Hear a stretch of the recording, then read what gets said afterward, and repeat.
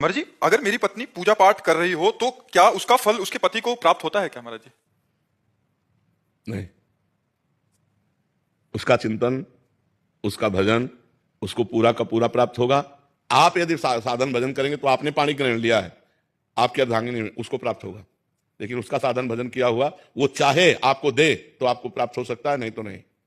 आप चाहो या ना चाहो वो चाहेगा। जैसे आप गंगा स्नान करने गए तो उसका आधा पुण्य फल उसको मिलेगा, क्योंकि अर्धांगिनी है। पाणी ग्रहण आपने किया, उसने थोड़ी आपका हाथ रखा है, आपने उसका हाथ पकड़ा है। तो पाणी ग्रहण किया है तो पति का किया हुआ धर्म पत्नी को मिलता है। लेकिन पत्नी जो स्वयं धर्म करती है वो चाहे तो पति को दे, नहीं तो स्वयं में वो परमात्मा प्राप्ति के लिए समर्थ हो सकती है।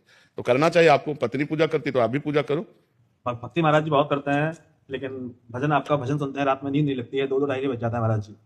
भक्ति बहुत करते हैं यार, आज तक हम नहीं कह पाए भक्ति बहुत करते हैं। हमको भी संकोच लगता है कि अभी करते हैं महाराज जी, जितना हो पाता है उतना करते हैं, ड्यूटी के जितना समय निकाल पाते हैं। ये शब्द ठीक है, जितना हो पाता है उतना करते। बहुत करने में तो हम लोगों भी की हिम्मत नहीं इतना कह दें कि बहुत भक्ति करते हैं। आधा पत्नी ले जाती है ना।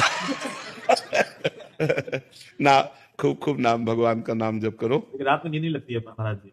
टेबलेट ले लो, नींद का टेबलेट ले लो, क्या करें बताओ। और उसके लिए तो डॉक्टर से बात कर लो कि आपको नींद नहीं आती।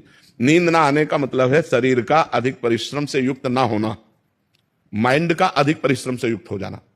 अगर शरीर का परिश्रम सही हो जाए और माइंड शांत रहे तो आराम से नींद आ जाए। अब शांत कैसे रहे? मनोराज्य यही सबका चलता रहता है। ये होने के बाद ऐसा हो जाएगा, इतना हो जाएगा, फिर ऐसे हो जाएगा, फिर ऐसा कर लेंगे, फिर वो भोग लेंगे, फिर कोई टेंशन वाली भी बात आ जाती है, प्रतिकूलता वाली। वही सब सोचते सोचते क्या होता है, मन अशांत हो जाता है। अशांत से कुतः सुखम, जो अशांत मन है उसमें सुख नहीं तो नींद कहां।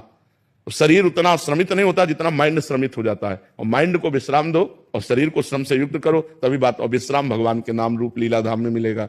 तब लग कुशल न जीव कहूं, सपने हो मन विश्राम, जब लग भजत न राम को, शोक धाम तज काम। तो इसलिए भाई नाम जप करो, भगवान की सत्संग सुनो, भगवान की लीला कथा सुनो, तो उससे आनंद की प्राप्ति हो। पाप कर्म से बचो। आए हो तो सब्सक्राइब भी कर लो, जिससे कि मैं फिर आऊं।